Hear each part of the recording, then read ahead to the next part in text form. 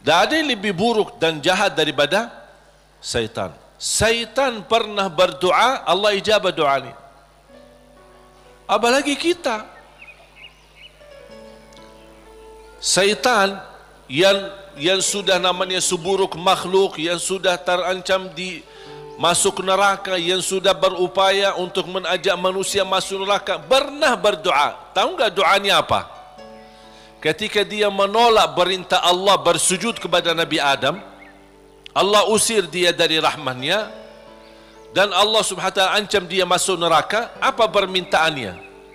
Dia minta satu, kalau memang seperti ini, ya Allah, mohon panjangkan umur saya sampai hari kiamat. Satu-satunya makhluk yang umurnya panjang sampai hari kiamat itu syaitan. Masih hidup. Sampai akan datang satu saat, itu menjadi salah satu ciri hari kiamat. Di akhir zaman, sudah di ujung dunia, Allah kirimkan sebuah angin. Setiap manusia beriman mencium angin itu, dihirup angin itu, akan langsung mati. Yang hanya tersisa di muka bumi, yang tidak ada orang mengucapkan la ilaha illallah. Habis.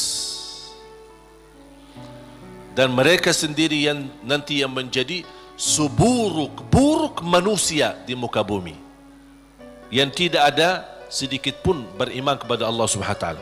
Dan mereka yang akan menghadapi proses kejadiannya hari kiamat, sampai mereka mati semua total, baru Allah Subhanahu wa taala memerintahkan malaikat Israfil untuk meniup, dan kemudian keluar suara yang kencang, dan dihidupkan semua manusia kembali.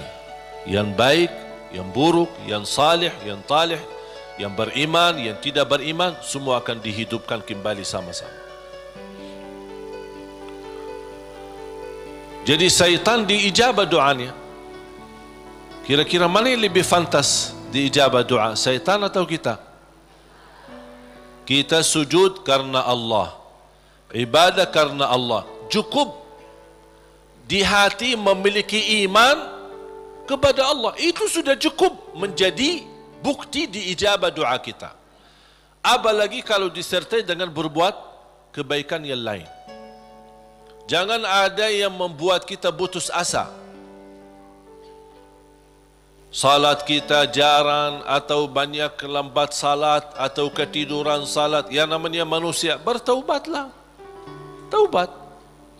Suka ketiduran salat subuh, insya-Allah ada satu saat taubat, insya-Allah bangun salat subuh. Jangan menjadikan dosa membuat kita putus asa dari segala hal. Semuanya berdosa, bahkan harus berdosa. Tak ada manusia yang tidak berdosa. Sampai Rasulullah SAW bersabda, bukan kata saya, tapi itu bersabda Rasulullah SAW, kullu ibnu Adam khata', semua keturunan Adam bersalah, berdosa. Wa khairul khatta'in at-tawwabun, tapi yang baik atau yang terbaik di antara yang bersalah, yang suka bertaubat. Siapa yang makhluk yang tidak berdosa? Tahu enggak? Malaikat. Malaikat satu-satunya makhluk yang tidak boleh berdosa.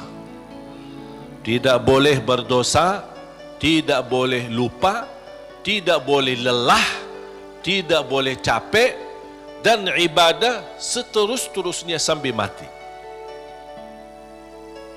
Mengapa? Karena Allah menciptakan mereka seperti itu. Allah menciptakan malaikat dari cahaya. Tugasnya la ya'sunallaha ma amarahum wa yaf'aluna ma yu'marun. Sebagaimana Allah Subhanahu wa taala berfirman di surah At-Tahrim, sifat mereka, karakter malaikat adalah mereka tidak pernah berdosa dan bermaksiat terhadap perintah Allah Subhanahu wa taala, dan selalu mereka mengikuti dan melaksanakan perintahnya. Itu malaikat. Makanya tidak ada malaikat yang diajak bertaubat. Tapi kita manusia harus berdosa. Sebagaimana bersabda Rasulullah SAW, semua keturunan Adam bersalah, berdosa. Yang terbaik di antara mereka adalah yang suka bertaubat. Dosa sengaja, dosa tidak sengaja, dosa kecil, dosa tidak kecil, dosa tulisan. Sekarang karena kita bergaul dengan sosial media, pasti ada kata-kata. Ada dosa yang membawa perasaan, mengikuti perasaan. Cinta, ucapkan kata-kata melalui WhatsApp atau bersama teman. Melembar kata barangkali awalnya tidak sengaja membuat dia jatuh cinta. Besok lama-kelamaan menjadi pacaran. Ini kan awalnya dari dosa ucapan. Ketik namanya, ketik dosa. Diketik dosa itu, ketik, tik, tik, tik, tik. Awalnya enak kan? Awalnya hanya ngobrol kan? Ngobrol biasa. Lama-kelamaan ada ucapan. Berapa ketikan kita yang bertahun-tahun atau berbulan-bulan, berapa banyak yang kita, berapa kata? Coba. Makanya bayangkan jamaah sekalian, karunia dari Allah. Kalau setiap kata yang kita tuliskan ini dosa dan maksiat, Allah hukum kita habis. Sudah habis kita. Berapa ucapan yang kita ucapkan? Apakah anda bisa jamin segala ucapanmu 100% bersih? Tidak bisa. Ada yang anda ucapkan tanpa sengaja membuat orang lain tersinggung, itu dosa. Membuat orang lain sakit hati, apalagi kalau sengaja. Makanya kenapa kita disuruh banyak istighfar? Karena dosa-dosa yang kita lakukan, tanpa kita sadari, mudah-mudahan diampuni Allah Subhanahu wa taala. Makanya salah satu karunia kata Rasulullah SAW, wassalatu ila salat mukaffirat. Salat dengan salat selanjutnya di antaranya adalah terhapus dosa-dosanya. Dari hari Jumat ke Jumat berikutnya terhapus di antaranya dosa-dosa kita. Dari Ramadan sampai Ramadan yang akan datang terhapus dosa-dosanya di antaranya. Dan ini kan karunia dari Allah. Kalau bukan karunia ampunan dosa-dosa itu, antara salat, antara azan dan iqamah, antara Ramadan sama Ramadan, antara Jumat sama Jumat, aduh, dosa kita bakal banyak sekali. Makanya ada seorang curhat kepada Imam Al-Hasan Al-Basri rahimahullah, aku dulu suka tahajud, tiba-tiba malas tahajud. Apa jawab beliau? Terikat dirimu dengan dosa. Yang membuat kamu berat bangun tahajud dosamu, bukan malas. Ada orang, kok kenapa malas? Bukan malas, tapi ada dosa yang kita lakukan. Barangkali belakangan kita sering membuat hati ibu kita sakit. Ibu mengharapkan sesuatu, tapi kita malah menolak, membuat dia tersinggung.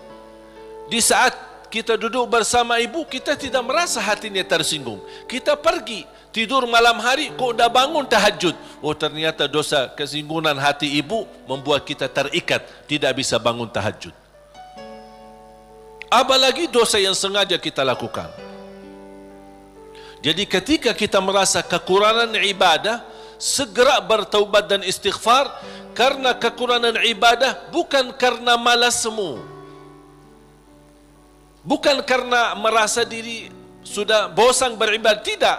Pasti ada dosa.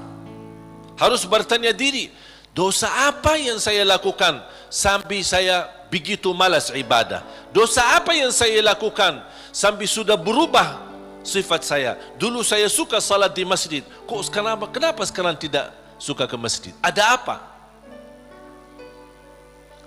Itu saking bahayanya dosa, sangat pengaruh dalam kehidupan kita. Makanya kalau kita terus beristighfar, selalu beristighfar, jangankan kita beristighfar karena dosa maksiat, beribadah saja kita butuh istighfar. Contoh, habis salat Assalamualaikum warahmatullahi, Assalamualaikum warahmatullahi, terus Astaghfirullah. Kenapa? Apakah kita berbuat dosa? Apa itu salat dosa? Tidak, salat itu kebaikan. Tapi kenapa kita diminta habis selesai salat beristighfar? Seandainya ada kekurangan dalam salat kita, pasti kurang khusyuk, kurang ikhlas, banyak kekurangan dalam salat kita, ya Allah mohon diampuni dengan istighfar. Maka Rasulullah SAW sebagaimana diceritakan suka beristighfar dalam sehari lebih dari 70 kali. Ada satu riwayat 100 kali beristighfar. Bahkan kata Abdullah bin Umar radhiyallahu anhuma, saya duduk satu majlis sama Rasul, saya suka mendengar bisikan Rasul beristighfar, Rabbighfirli wa tub alayya innaka antat tawwabul ghafur. Rabbighfirli wa tub alayya innaka antat tawwabul ghafur.